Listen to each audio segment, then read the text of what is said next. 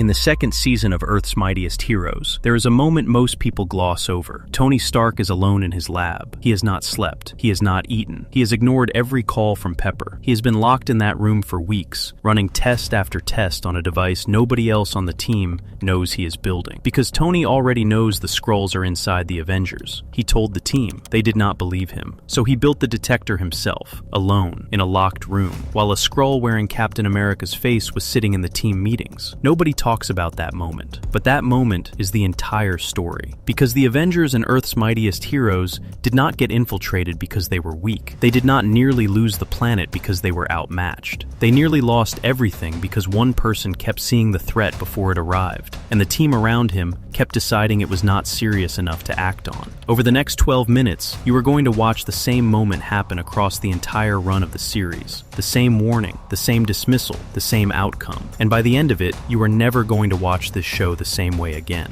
And it all starts with understanding one thing. Not the suit, not the money, not the ego. The rest of the team spent 2 seasons arguing about who Tony Stark actually is in this show. Earth's Mightiest Heroes gives you a version of Tony Stark that the MCU only scratched the surface of. This Tony is described by the writers and by fans who have followed the character for years as the futurist. Not the genius, not the billionaire, the futurist. The man who is not reacting to the world as it is, but engineering for the world as it is going to be. From the very first episode, he is operating differently from everyone around him. While the other founding Avengers are responding to threats as they appear, Tony is already asking what made the threat possible and how you stop the next one before it gets through the door. He funds the team entirely out of his own pocket. He builds the infrastructure. He designs the contingencies. And he does all of it while the rest of the team is still processing the last crisis. Every other Avenger on this team learned heroism from strength or principle. Captain America operates on moral clarity. Thor operates on courage and duty. Hulk operates on rage he can barely control. Hawkeye operates on instinct and loyalty. Tony operates on the understanding that none of those things are enough if you do not know what is coming. And in Earth's Mightiest Heroes, he almost always knows what is coming. The tragedy is, that almost never means the team is ready when it arrives. The first time the warning appears clearly is the Kang arc in Season 1. Kang the Conqueror comes from the future, specifically to warn the Avengers that the Earth is going to be destroyed. He shows them the evidence, he tells them the timeline, and then he gives them an ultimatum. Surrender now and let him conquer the planet, or face the destruction he has already seen coming. The team refuses. They fight Kang off. They win, and then they go home and do not ask the one question that mattered. Kang came from the future, which means the future he described exists, which means something so catastrophic happens that a conqueror from centuries ahead of them decided the only way to stop it was to come back in time and take over early. The team celebrated the win over Kang without ever sitting down and asking what he was actually warning them about. Tony was the one who noticed. Tony was the one who kept running the implications, while the rest of the team moved on. But here is the part that proves the point. At the end of the Kang arc, imprisoned in 42, Kang delivers one final warning. He tells the Avengers that Captain America's actions are going to be the downfall of the planet, that a new invasion is coming in the next season. He says it directly, to their faces. The team locks the cell door and goes home. The invasion he was describing was the Skrulls, and the Captain America he was warning about was already a Skrull by the time those words were spoken. Tony kept thinking about what Kang said. Nobody else did. That is warning number 1. Warning number 2 comes in the episode called Who Do You Trust? Nick Fury pulls Tony aside and tells him the Skrulls have been replacing people, that shape-shifting aliens have been infiltrating Earth's organizations, and the Avengers themselves may already be compromised. Tony takes it to the team. The team does not handle it well. Suspicion tears through the group. Hawkeye is accused. Tempers blow. And then Tony, unable to trust anyone around him and unable to get the team to take the threat seriously as a unit, does something that the show treats almost as a throwaway moment, but is actually one of the most important things he does in the entire series. He walks away from the team meeting and starts building the Skrull detector on his own. Tony Stark, who funds the team, who built the mansion, who designed every piece of infrastructure the Avengers operate with, decided that the team was not capable of handling the problem correctly and went to solve it himself without them. He was not wrong. While he was in that lab running tests, A Skrull wearing Captain America's face was sitting in team meetings, making decisions, building trust with the other members. The real Steve Rogers was in a Skrull prison, and the team, without Tony's detector, had no way of knowing. Tony had been the one who took the warning seriously.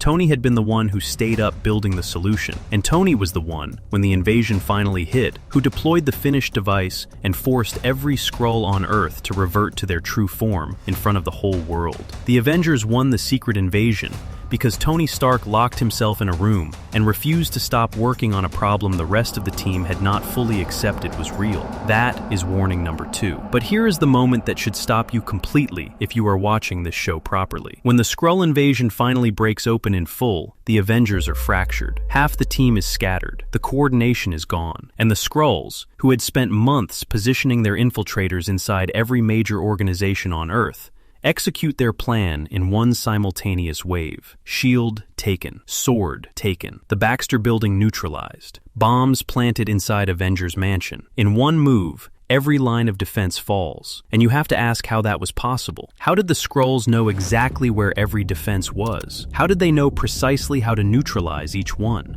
Because a Skrull had been sitting in the Avengers meetings for months, wearing Steve Rogers' face, listening to every plan, every protocol, every contingency the team discussed. The team had no internal mechanism for detecting a compromised member, no protocol for what happens when trust itself becomes the vulnerability. Tony had tried to build that mechanism. The team had not been able to hold together long enough to let him finish it before the invasion landed. The thing that nearly ended the world was not the Skrulls' power. It was the gap between what Tony had been warning about and what the team had been willing to act on. Zemo in the MCU, Varanki in the animated series. Different villains, same blueprint. They both built their plans around the distance between what Tony saw coming and what the team was prepared to believe. Now look at the new Avengers protocol. When Kang returns in Season 2 and sends the entire Avengers team into a temporal void, the show stops. There are no Avengers. The team that has been fighting together for 2 seasons is gone in a single move. And then a message plays. Tony's voice. A pre-recorded briefing activating a list of reserve heroes. Spider-Man, War Machine, Wolverine, Iron Fist, Luke Cage, The Thing, giving them everything they need to continue the mission. Tony had built the protocol before Kang showed up. He had anticipated the scenario where the Avengers were removed from the board entirely and had already constructed the contingency, every resource, every piece of equipment, a designated replacement team, all of it ready to deploy the moment it was needed. The team had not known about it. Tony had built it anyway, because the question Tony Stark is always running is not,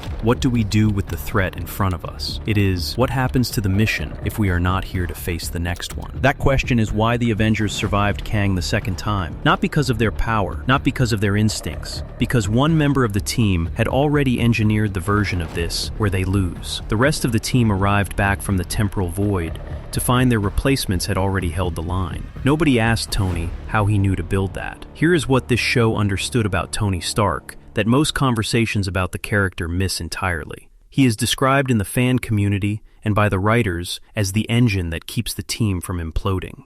Not because he is the most powerful, not because he is the most respected, because he is the only one doing the maintenance work on the team's survival that nobody else sees as their job. He funds the operation. He builds the infrastructure. He runs the scenarios, he builds the contingencies, he designs the fail-safes, and he does all of it while also being the one the team reads as difficult, as controlling, as the guy who cannot just trust the people around him. Watch the Skrull arc with that in mind. Tony isolated himself in a lab for weeks, and the team read it as Tony having a breakdown. It was not a breakdown. It was the only rational response to a problem the team had not accepted was serious. He was not performing the difficult genius. He was doing the only thing that actually mattered when you are sitting in a team that has not fully accepted the scale of what is coming. He was already running the scenario where they lose. Now look at the record in this series as a sequence of outcomes. The Kang invasion. Tony identifies the threat, keeps running the implications after the team moves on,